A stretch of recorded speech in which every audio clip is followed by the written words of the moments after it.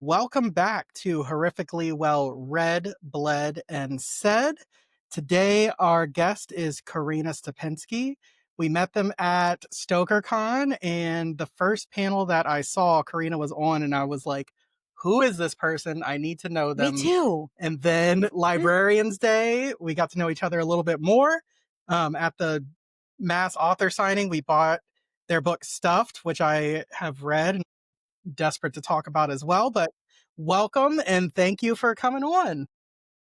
Thank you so much for having me. I'm so excited to be here and talk horror with you guys. Yes, Yeah, it wasn't just the pink hair and it didn't wasn't hurt. just how articulate you were, but you did have me at Billy Bass. The cursed Yes. objects. Yes. Yeah. Our Librarians Day cursed object panels. I do believe that a haunted Billy Bass would make for a very entertaining story. And honestly, could be horrifying if done well. And I think that you would make it horrifying and funny at the same time, probably.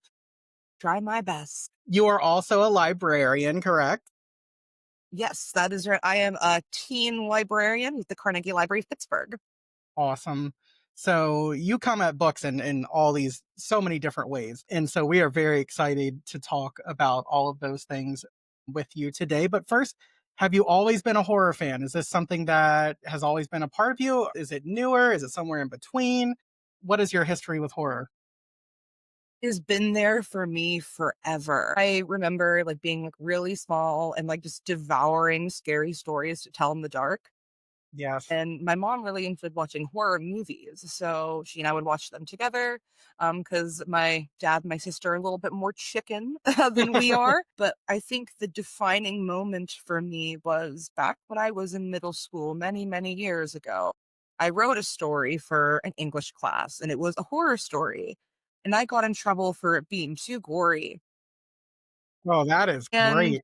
in my little like eighth grade brain, I was thinking to myself, well, why though? Yeah. And from then on, I just really wanted to like push the boundaries with my writing through high school and into college. And like, now in my professional life, I've always been somebody who's thought critically about horror, creatively, writing academically. It's just something that's always intrigued me. I've always been fascinated by like the capital O othered and really just want to engage with like that abject nature in any way that I can. Yeah, I love that. And I think, that's come up a lot of times about how horror is that genre that sort of addresses this in the most base and really thoughtful way at the same time of, people that are interested in horror and sort of gravitate towards it so many times by the rest of society are branded with that capital O. And within this community, we can sort of, whatever you want to call it, let our freak flags fly. But then also, we are sort of being around that community, we have so much empathy and thoughtfulness and care towards everyone at the same time as that it's just a really beautiful thing to sort of explore and then also be a part of together. I said it better myself. So let's talk about how that love of horror has sort of gone into the different aspects of things that you do. So, you're part of education, you're part of libraries, which is sort of a weird mixture of like public education, all kinds of other systems and things that go on there. And then also you're a novelist and writer And a zine. and you have, yep, Yes. exactly. So did this all kind of just come about as one big thing? Was it sort of a story that kind of started here, like you said, middle school writing, and then that love of writing made you want to do the next thing? How did that happen?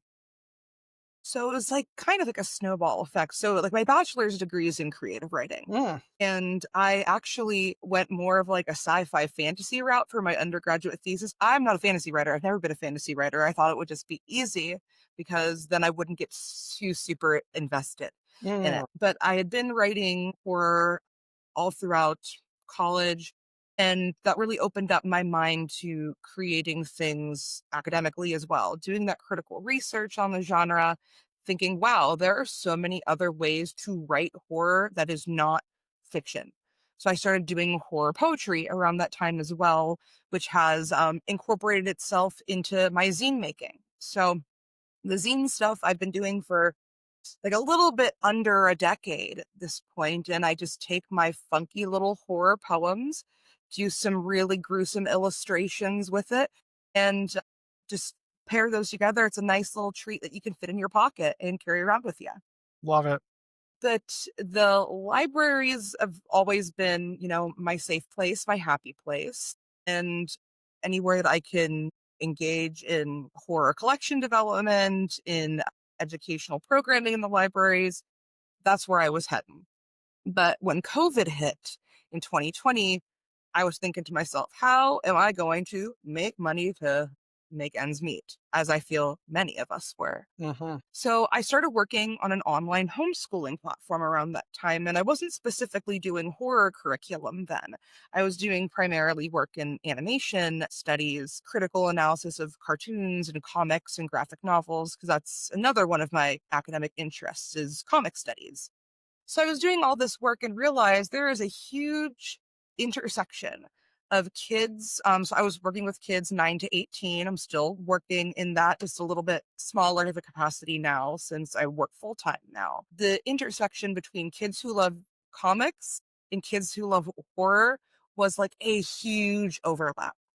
So I started slowly peppering in a little bit of horror curriculum in my comic studies stuff. So we were talking about horror comics. Eventually, when I moved into the direction of doing one-on-one curriculum with students and building individualized curriculum in English and the humanities, this same thing was being told to me by every single family when I was building their individualized curriculum is we want horror.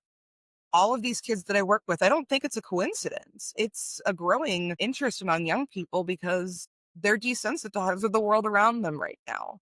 So all these kids that I've been working with wanted horror incorporated into their one-on-one curriculum, whether it's writing horror, reading it, gaining comprehension in the genre, learning about the history of the genre. And I just kind of ran with it from there.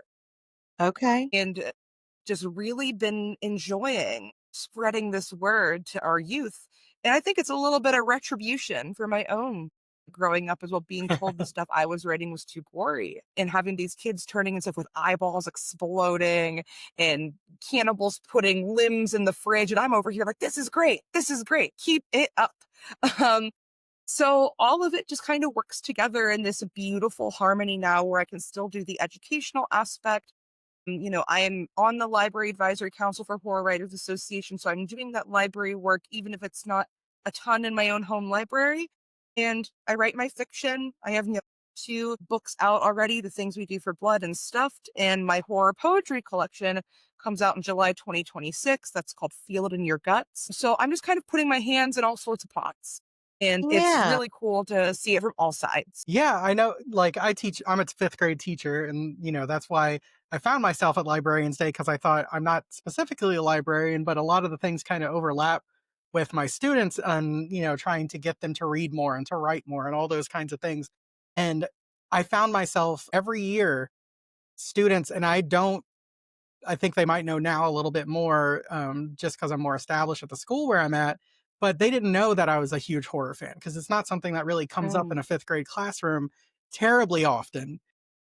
But they would say, "Hey, Mr. Allen, would you read my story?" And I swear to you, 95% of them were horror stories. Like, that's just where the students were gravitating to. What do you think that's because being a kid is scary? Do you think that's just because the genre is something Mm. that, appeals to so many kids? What is it about that age group specifically that you think is so drawn to horror? So I have a couple of thoughts about this because I actually went to a few panels at ALA, this year American Library Association, where they Hmm. covered this exact thing about why middle schoolers and high schoolers are attracted to horror. Yeah. First thing I do think is that, like I said earlier, they're desensitized. The world is a very scary place right now. Like we've got plagues and coups and all of these like Yeah. really scary things in the news that kids just open up their phones and they're just exposed to that. They don't get a say in whether they're exposed to that. So to find something that is far enough removed from them that they can still feel that fear, but when they close the book or turn off the movie, they have their safe place again. I think it creates enough of a narrative dissonance that they can sit with that fear and experience it in a way that feels safe. So I think that's like why horror is enticing in one way. Second way is that I feel that young folks are constantly learning about themselves. Like, as you know, as somebody who also works with kids, that they're learning all these new elements of their identity, of their personality, of what makes them tick, and are nervous about acclimating with other youth. When you see a story with a monster in it, that monster is not acclimated to society. That monster is just trying to make it through. There's ways that we as like readers can insert ourselves into the shoes of a character and kind of pawn off our emotions onto that character just for a second. So for young folks who are experiencing all these emotions so intensely and like to the nth degree, everything, it feels too big and too small at the same time. If you're able to let somebody else absorb that shock and that blow of what's going on in your life via a character who's a little bit scary. I think that that lessens the difficulty of growing up. It makes it a little bit less scary. So we've got like experiencing fear in healthy ways as well as minimizing fear. But lastly, I think that it's fun for Yeah. kids that, having that jump scare with your friends while you're like watching a scary movie in the dark together, that's just such like a beautiful like exercise of camaraderie and friendship that you don't really get with like a really serious narrative. The jump scare is the thing that kind of binds us together in like a little community building sort of way. Yeah, I love that. And I think also, um, when I think obviously horror has always been something that kids have enjoyed. Obviously we were all raised on Goosebumps and Fear Street and scary stories, like you said. TV shows like Are You Afraid of the Dark? I think that in I read a lot of middle grade now, both to keep in my classroom and just because it's really good. I Mhm. think that as I read, sort of the books that are being pointed towards middle graders right now, there is a lot of respect for the reader, and I think that those books oftentimes are even more scary in the traditional way than adult books are, because I think adult books, a lot of times, the purpose and what they're trying to get across is a little bit different than sort of the middle grade book. But I think that, Well, they said like that John Ward was saying, like, you can't use certain images, you can't use certain yeah, you words. can't Like go to gore and you that kind really of stuff. have to work to create the atmosphere and the Mhm. suspense and all that, in a different way. And I think that, like, that kind of goes to when you were talking about the desensitization, in that they are seeing so many horrible things really on a daily basis, that you can kind of see the evolution of the middle grade book getting scarier and scarier Mhm. too, Mhm. which personally I love. Yeah, like I personally also have like read so much upcoming middle grade and YA, and like thinking about there has to be so much more nuance there as well too, because you can't rely on like really gratuitous sex and violence Right. like some adult novels do. You really just have to sit with the tension. Mm. Yeah, the other thing that I was thinking about, and kind of ties into stuff a little bit, and a little we can talk about, but puberty is body horror, right? But yeah. Yes. It's like you're growing hair, things are changing, all this stuff. And unfortunately, in a lot of places still in this country, the education towards what's going to happen to your body is pretty lacking. And so kids are still kind of discovering these things as it happens to them. And I think that, like, horror really speaks to that idea of becoming something that you weren't yesterday, and that monster, if you want to brand it, that I think they can relate to in that time period especially. Yeah, definitely. Totally agree. But yeah. Stuffed is Karina's brilliant novel, where the main character Electra is a taxidermist, but she does eclectic builds and strange builds. Do you want to describe some of the things that she creates in this book? Yeah. So Electra is somebody who likes to kind of splice when she's working on taxidermy. So people who have like exotic pets that are fashioned in peculiar ways. We've got, pets that have like little fishtails attached to them to kind of be like a mermaid, or things that are positioned and posed in just kind of quirky ways. But the quirkiness kind of takes a sinister turn when she is approached by a human woman named Reina, who is interested in getting stuffed herself before she passes away from a terminal illness. Yes, and so it's a very specific build that she wants to make that harkens back to sort of some of the things that Electra remembers and was told about in her Appalachian upbringing, right? Yes. Yeah. Sort of based on like the not deer cryptid. I've called this cryptid the she stag, that if you read stuff, you'll get to hear a little bit more about her. But it's this idea of this, like, giant hulking deer monster that lurks in the mountains that potentially could be a symptom of wasting disease in white-tailed deer, or it could be something far more dark and demonic, depending on how you look at the story. Yes. And so my classroom this year, we have a cryptid theme in the classroom. And Beautiful. yes, and I teach science and social studies. And so, as a sort of year long research writing project, students are going to be choosing a specific cryptid. And I have a big map of the United States and the different cryptids that are, in different states. And they are sort of tying together where that cryptid is, with geography, what about that cryptid is sort of targeted towards why does it live in this certain area? And then also some of the science involved with what if this thing existed, how can we explain that? What could it potentially actually be if it wasn't actually what they're saying it is that these Right. people are saying? And so Right. bringing in sort of the science and the social studies But together. like the cultural impact of Yeah, why they're even exactly. feeling Why that they way. exist, all that kind of stuff. So I had already I think had it that. also creates like a curiosity, critical thinking, analytical, like you don't just, you know, believe what you're hearing or seeing. Like in this day and age, I think that's a really good thing to, okay, why would this, why wouldn't we just believe this off the bat? What could this really be? Just So it was just really funny, like having already had that in place and then reading this book. And I'm like, oh, wow, this is great. It sort of goes with some of it so much. That was a really funny coincidence for sure. Is Are cryptids something that has always interested you? No, that's the thing that's wild about it. Um, I'm from like southwestern PA. We got Mothman, like out in West Virginia. So Mothman is about like the extent of my engagement with cryptids, honestly. But when I started writing stuff, I actually was doing it for National Novel Writing Month, Oh, and okay. I just had this like really strange idea in a dream. Like it's so wild. So stuff was written in 28 days.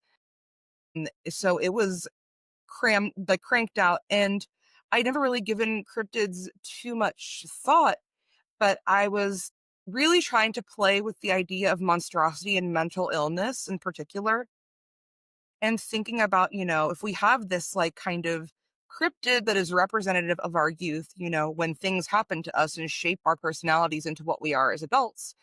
It's a really interesting way to sort of pair like childhood trauma with like these visions or these monsters, because I really wanted the story to be ambiguous as to like where is this coming from, rather than it be like, we're 100% certain this is a monster. There are some times where we can't really be sure if the she stag is really there. Is Electra hallucinating her? Is she just hearing a voice? So having that ambiguity, I think, was the most enticing thing for me, and just having it be a cryptid just fit for the way the narrative was working. Yeah, I think one of the things that really interested me and having, studied American literature, this book really felt like the early 20th century, like naturalist novels in many ways to me. Like Oh, there's a very like Willa Cather, Somerset Maugham, like Sinclair Lewis feel when I was reading it. And like it just, both in where it takes place and sort of how it does talk about sort of how someone is brought up and mental illness that is maybe mental illness, maybe not. Like, what can you trust of what you're feeling and seeing and all of those kinds of things?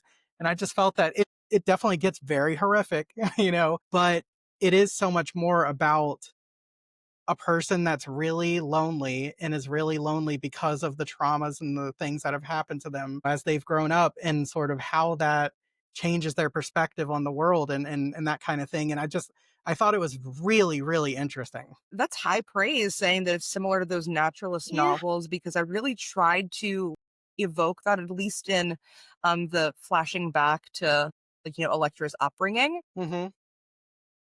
because it's intentionally sparse. When you're living in a place like rural West Virginia, there's not really going to be a lot of resources for you to cope with mental health struggles. So we could just assume that Electra was raw dog in life.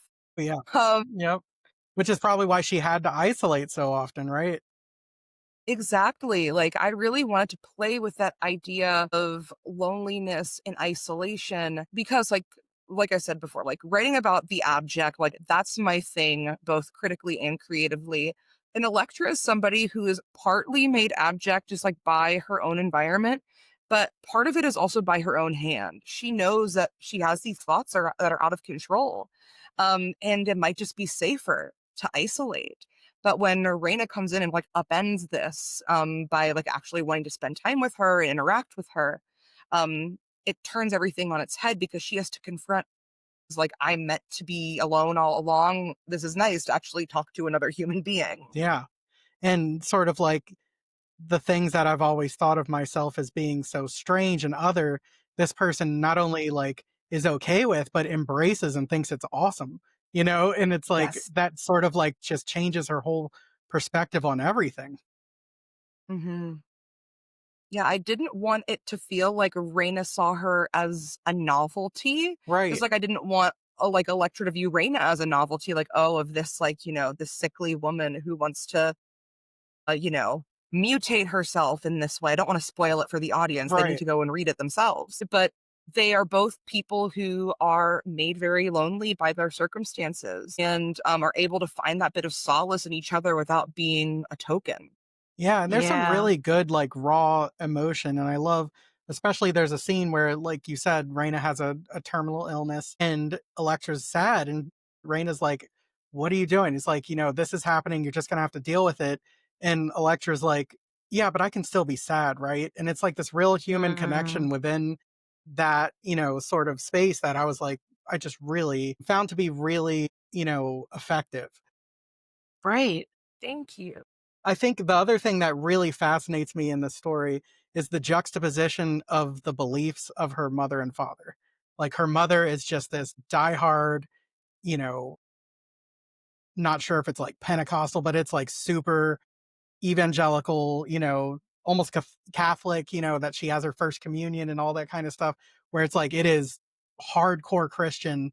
And then her dad is carrying a rabbit's foot and telling her about Oh cryptids my. and not to look out the window and not to get too close to this not What an deer and all this intersection. kind of stuff. And how that sort of both of those things have caused such, both traumas and just shaped who this person has become. Have Poor, you poor seen thing. One's enough. yeah, and it's like, where did that idea come from? Is that something that you've seen? Like, it seems like this mother and father would be at odds with each other, but but they're, they both are so devout in their opposite, Mhm. almost kind of belief systems. Yeah. So I intentionally left the flavor of Christianity vague in this Yeah, book because my upbringing was like, super hardcore Catholic. yeah. But I had a lot of Like friends whatever it that is, grew up it's in, intense. yeah, like I had friends who grew up Pentecostal and evangelical and friends that grew up Baptist. And like thinking about like the one thing that we all saw in common was just like that level of intensity that came from extreme faith. But for me, coming from a family of like, like immigrant grandparents, we had like all of like the tiny little, like, ways to break curses, or like with the Italians, like making sure you can ward off the Moloch by crossing your hands behind your back. And these like small little ways that we are low key engaging in mysticism that we don't consider mysticism. So I thought like, oh, it'd be very interesting because, there's a ton of Appalachian folk magic, but you never really see in uh contemporary narratives, you don't really see men practicing them. It's like it's your mamaws that are Yeah. like been in the mountains forever. But who do those mamaws pass it down to? Their children. So Hmm. I thought it would be really interesting to kind of have a male figure engaging in this sort of occult, Hmm. magical, mystical, just folklore and folk magic because it just permeates, the Rust Belt. And it's Mm. so often that we do ascribe it just to being like those mamaws in the mountains that have been brewing spells in their kitchens. But those little tiny drops that we get into our culture, um, I think are really important to have. And you do see that, at least in my neck of the woods, you do see people who are able to blend those things almost seamlessly in their families because they don't view that magic as being magic. That's just what we do around these parts, Yeah. which is very interesting to go in with like a scholar mind and saying like, okay, we're going to have these two extremes here that capture all the microcosms and intersections of religion and faith and spirituality in this little cluster of America. Yeah, I love that. And I think, you know, the one scene that really stands out to me with the father is there's a woman in their area, town, whatever you want to call it, that is kind of seen as this wild woman. Everyone thinks of her as crazy, you know, all that kind of stuff. And just this image of her father sitting with her, sitting with this crazy woman, as everyone considers her. And they're just kind of having this conversation. And he like respects her and thinks she's special, whereas all these other people sort of shun her and give her that big like that image just stuck out to me so much. Did that come from somewhere or just like, you know, continuing with the themes that you're talking about before? I think that I really wanted to lean more into like what we consider quote unquote crazy. So like this is Electra's interpretation of what crazy is Right. from growing up and seeing that, her father always had respect for that quote unquote crazy, for that wildness, that feral nature. Hmm. But I'm also thinking it of just from my perspective of somebody who now lives in an extremely urban area and the way that we treat homeless people in the Oh yeah. city, and thinking about the lack of respect that comes when the world moves very fast. Whereas in a hollow like the one that Electra is growing up in, there is a slowness, there is a stillness that somebody can really truly sit with someone and listen to them and give them respect because the world is not speeding around them. So I really wanted to confront, honestly, like just like even just like my own biases. Mm, Like there are probably so many times I could have stopped and had a conversation with somebody, not even somebody who was unhoused, but just like anybody on the street. right. But since the world moves so quickly, we don't have that opportunity to make human connection as much. Yeah. So Electra is really like, she's a young adult who's like still trying to learn how to have healthy communication and conversation with others because her models of what interaction looks like are so different in the world that she lives in now. Yeah. That's really fascinating. It makes me think of two things. For the first one, that kind of harkening back to what you were saying before, we live in York County, South Central Pennsylvania, 10, 15 miles north of the Maryland border. And this area, you know, it's very Pennsylvania Dutch, you know, German traditions. And there is so much magic. You know, they call it hex magic here, and, you know, the hex houses and all this kind of thing. A lot of times the people that were, you know, perpetuating this magic, these spells, they were warding things, they were protecting crops, all that kind of stuff. Hmm. It was a very male tradition for a lot of those Well, they things. were called healers too, or Yeah. what is it? Within the hex house, they were like not like the doctors, but they did the powwows to heal. Mm, yeah. And so it is really interesting that there is more of a tradition for those kinds of things while these people were still firmly Incredibly, Christian, yes, you know what I correct. mean? And you still see all of the signs on the houses here of, you know, that are to ward off spirits or to ward off bad luck against crops. Sure.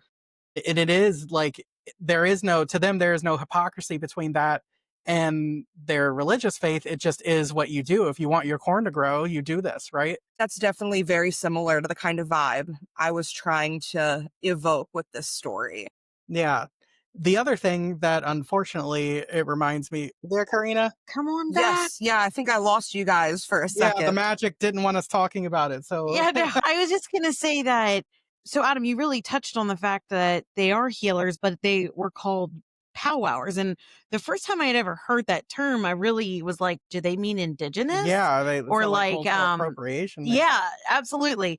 But no, it's a Pennsylvania Dutch powwower, and they can be either male or female. But it is rooted in Christian based folk healing traditions. So they would use things like you said, like they would pray over humans and crops and whatever, but they would use objects like potatoes and Bibles to help Hmm. facilitate the healing. Bible's made And out of potatoes. no, but they would use it for, whether it is protection or bleeding and even like wart removal, things like that. But that's how the famous, I mean, you pass it on your way to work, the whole like hex house. It happened because they believed that someone used it against someone, and that they had hexed them. And so they broke in and killed him. And all the Yeah, time during the Halloween time, people go go down to visit Hex this house. Hollow. Yeah, Yeah. it's a very famous murder There's several case that podcasts happened. about it Yeah, too that you can listen to. But no, I find that to be really fascinating that, it was still Christian, but yeah, rooted in something that you would say so like maybe pagan or which it probably was, right? yeah. Yeah. So I wanted to talk a little bit about being that you're like within the library space, Karina, and you're doing all this within the homeschooling group. That really just caught my attention because I have two family members that have their full families are homeschooled and they really love it and enjoy it. And we have a nephew that is all about writing this and doing these things. And I'm just thinking like, how do you infuse curriculum like this? And oftentimes parents are always looking for what can I do to prevent the summer slide or to just keep my kids more engaged or, reading in general. So what do you do for like a homeschooling program? Yeah, so whenever I do horror-based curriculum, that's usually incorporated with my one-on-one students that I build full individualized plans for. I'm wild for it, I know. But I love that. whenever we do anything like that's horror-based, I like to do horror theory. So we do a little bit of history, a little bit about the different ways of applying the genre, what different symbols mean. And then we do comprehension in our own writing. So reading a story, talking about it, and then trying to emulate something from that story in your own, Mm. usually short fiction. Sometimes I have kiddos that will do poems, but it typically ends up being fiction that we work on. So, for example, one of the stories I really love to assign in my curriculum is Roald Dahl's The Landlady, because that's the story that my eighth grade piece that was deemed too violent was based on. Really? Yes. So, but there's like all these like really eerie elements of Did you this say short you said the story. landlady? Yes. Yeah. Okay. The Well, I just want Landlady you to by know when I Roald hear the Dahl. landlady, the first thing I think of is Pearl from Will Ferrell, where he did Oh those my skits. God. And I mean that is scary. Yeah.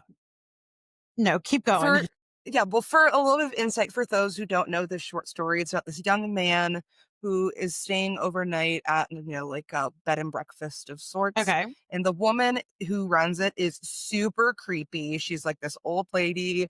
And he looks at the guest book, and the names of a lot of young men who have gone missing are listed in this guest book, but it ends on a cliffhanger. So the exercise that like I give the kids is like, what happens next? And some of them go in a very sweet and tender direction where all has a happy ending, but other times it gets really sinister and it gets really dark.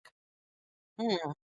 They, pick up bits and pieces, like it's stated in the story that the landlady smells like bitter almonds. So I had one kid having the landlady put cyanide in the cup of tea. So there's like, that sort of application of like, are you able to replicate a style? And then typically at the end of the school year, just with the general humanities curriculum, I require a final portfolio for my students. Uh-huh. And 9 times out of 10, their final fiction element is a horror story. It's not mandatory for them to do it, but so many of my kids want a horror element in their curriculum that they just end up writing a longer form horror piece for their final portfolio. I've had some kids write comics. I've had some write a bunch of Yeah. micro flash. I've had some kids write Okay. 15-page short stories. But the thing that they like all seem to have a thread in common is that there is an element of the spooky there. I think in all my 5 years of teaching, I only had one student ever who did not write horror for a final portfolio because she was a poet and she was doing like very pretty, sweet, reflective poetry. And like I love her for it because it kept me fresh with some of the other things that I had kids writing. Yeah. But the thing that I think is really important is you just can't just teach the literature. You have to Okay. teach those applications of like how do you build tension? How do you create an original monster? How do you write a good, like a locked room story? Like if you're confined to a very small space, how can you still make it scary? Mhm. There are so many different small things that are just good for craft in general that are heightened by horror. Something like tension and suspense, like you need that for every genre. Horror just does it 10 times more intensely than other genres do. So I really believe in like, a whole animal approach, using all of the parts and not just the ones that are tastiest to us and just like really like, taking apart all of the pieces and confronting the comprehension, the writing, the history, um, so they can get a fully immersive curriculum and not just like I like scary movies. I wanna write scary things. They're really getting, like, a full exposure.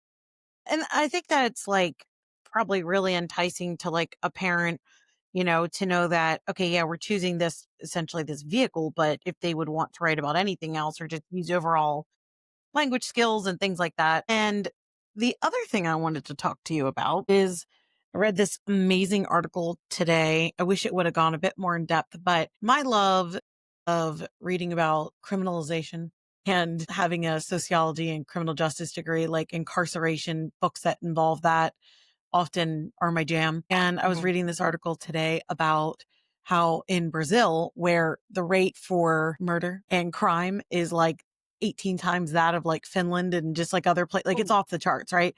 And so they can choose to read books, up to, 12 books or like, throughout the year, which will shave like essentially like 48 days off their sentence. It's not like massive amount of time that like whichever victims were impacted that it's going to be like that's really unfair they got off from reading a book, but then they're tested on their knowledge and they're required to do reviews and to look in, but it actually greatly impacts the recidivism rate. Even when you watch like a movie like Shawshank Redemption where he's just so happy to have had the library, and like I just read the Wally Lamb the book, The River is Waiting. It's like they find solace in these books and the library. And then it got me thinking, like, and I looked up and like Utah has a prison where it's like their book community makes a big difference and whatnot. And it's just like, I'm always thinking about nonprofit ideas and things I want to do. And just was thinking like, okay, but what is the benefit? Like, why would books reduce recidivism for prisoners? And it's like, so I just wanted to jive with you here a little bit with the both of you and why they thought it is. And I had a couple of ideas that I can like brain dump on, but one would always be, we always say it's empathy, right? Uh, Two, I think it teaches critical thinking skills. I think it provides like hope that there is something to look forward to and to get out. In Brazil specifically, they were saying like the recidivism rate is not only really high, which means returning back to prison, but like almost immediately. Like there's really no gap in between. Like they tried to survive out in the world. But I wonder too if finally in horror or in literature, they found themselves. Like maybe some portion of their trauma is finally being healed and spoken to and seen, which is often what we hear from horror readers. Like, I felt like someone hurt me, me too. Like it's the therapy for it. And then of course my own self with like reading, I feel like it resets my nervous system. And for a lot of these prisoners, collectively, it's like it's not their fault initially. They come from very dysfunctional, deeply, heavily engrossed in drugs. Like I think it was some statistic like 85% of foster care, like, goes into prison for a lot of things, like unless XYZ happens. So a lot of this is like, if you have a bad start to begin with, you end up here. So your nervous system's probably not great to start out with, and how you made some of these choices. Those are my thoughts, but I wanted to just ask, coming from the reading and the library aspect of it, and what you guys thought might be that's driving the impact. well, the empathy piece, I can see that. And just as somebody who's working in a public library, I work with teens. Some people will argue that that is one of the most difficult groups, but they are my favorite because they are dealing, like I said, with big emotions and big life changes. But when I get my kids checking out books, and a lot of them do gravitate towards horror, thrillers, anything that's like really intense, fast paced.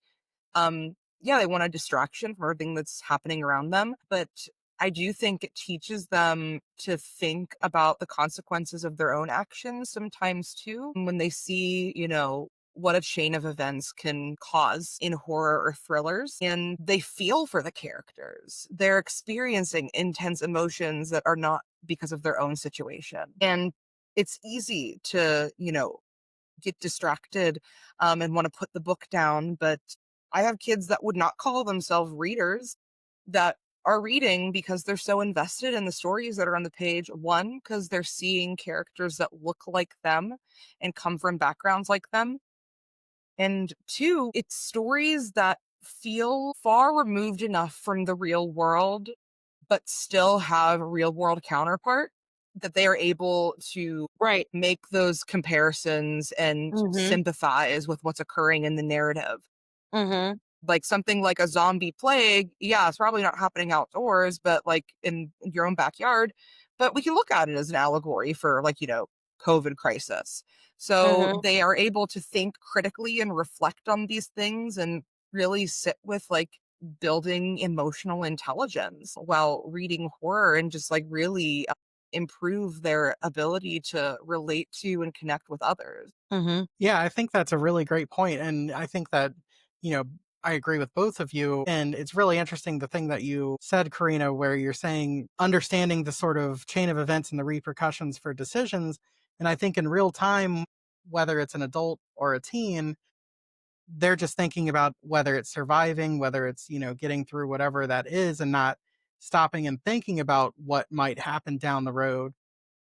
But when you read a book, it forces you to stop anything else essentially. Especially when you have a physical or an ebook where you are looking at the page and reading the words. That might be one of the first or few times that someone has been able to just stop and be in the moment thinking about something because they've been in this sort of survive mode for so long. Right. So, forcing someone to do that and being in that, it sort of slows them down and their whole thought process can change. And whether it's someone in prison going back out into the world, they're kind of experiencing the world different and thinking about it in that sense of, if I do this, what's going to happen next, whereas before it was like, I just want this or I'm doing this because I need to get through the next few minutes. I think also I just wanted to go back to Karina, just the idea of what you're doing in the homeschooling space breaks so many stereotypes of like,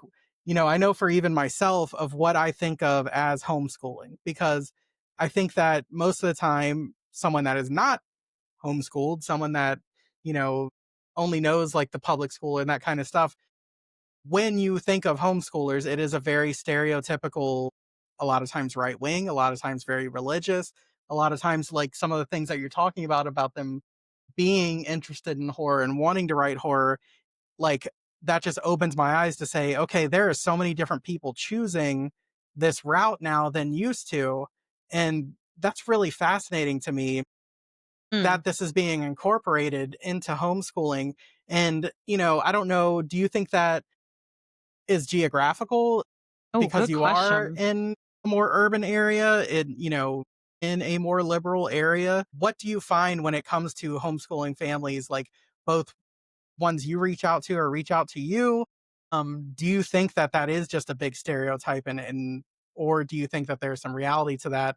And how are you pushing against it? Well, I think the platform that I'm on is a national, international platform. So I've had kids like from the UK and Australia. I Wow. have kids from all over the country.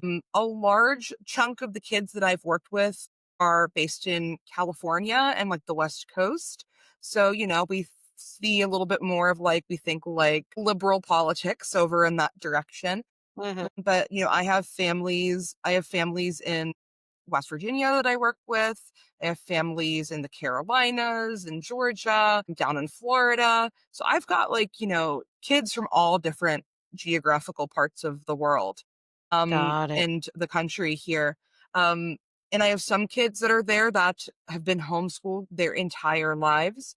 I have some that do supplemental curriculum in addition to the public or private school that they are going to. And they just want additional curriculum either during the summer or after school to keep engaged.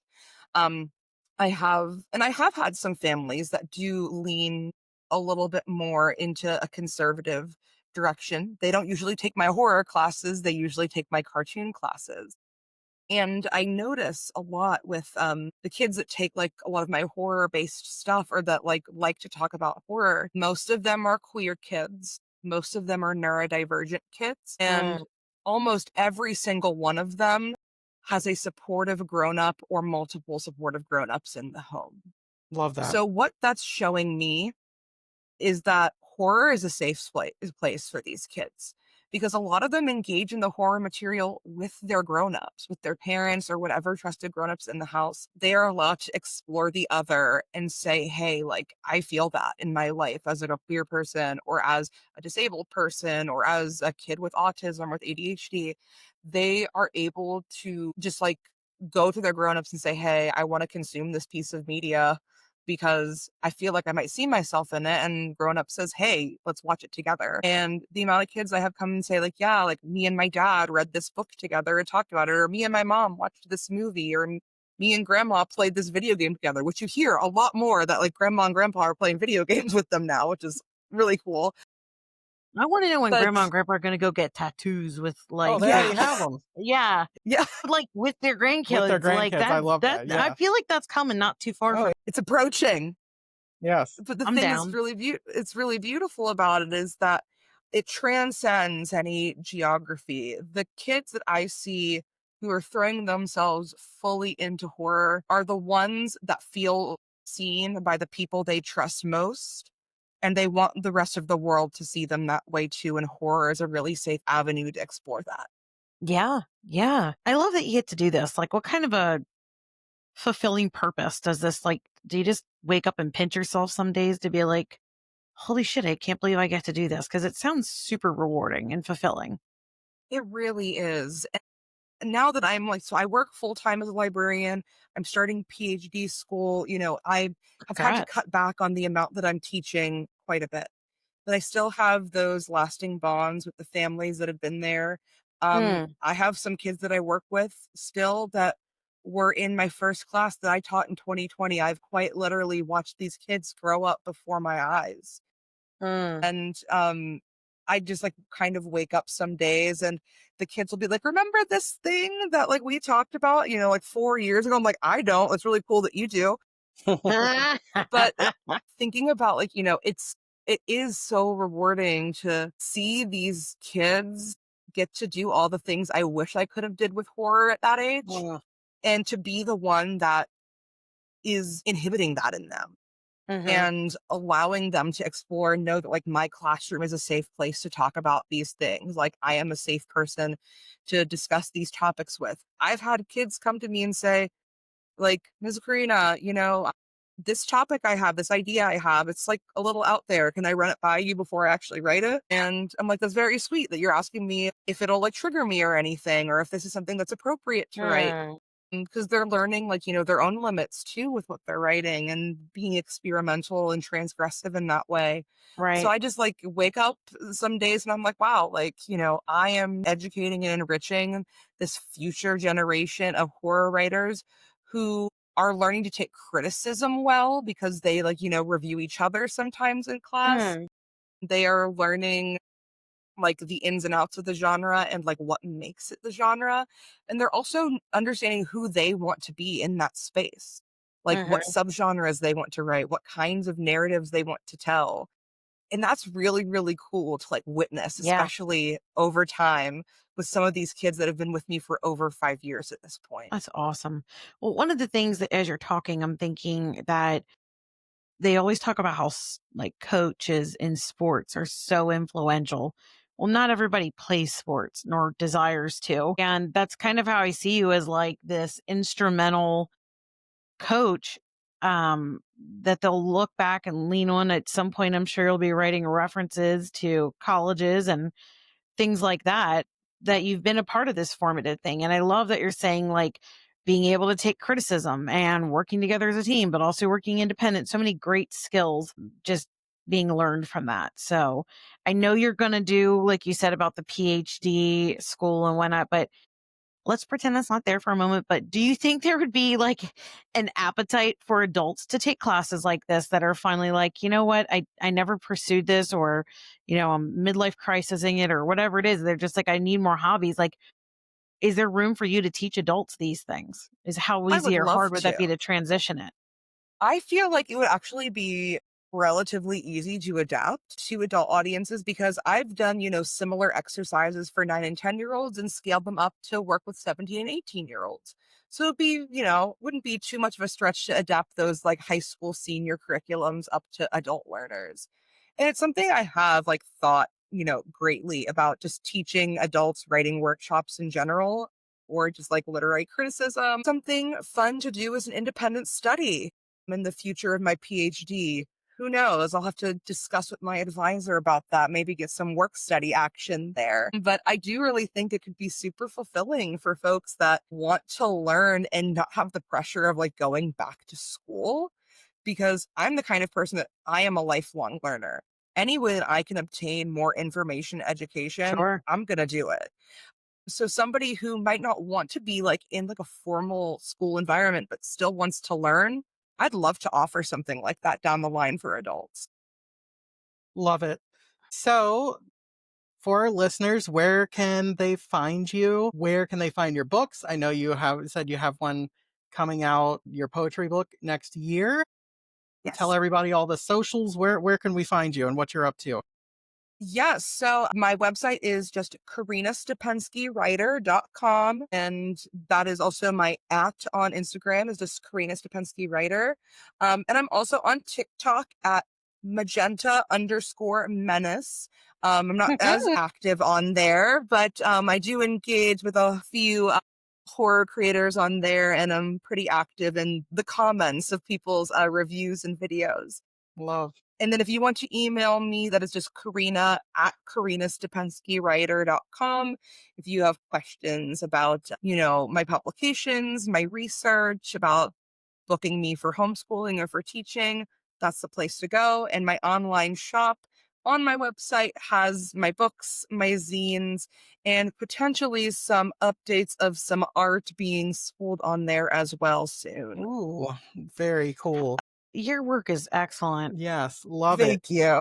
So, thank you very much. This was a wonderful conversation, and I think a lot of people are going to get a lot out of it. And we just thank you so much for your time and hope you enjoy the rest of your day off.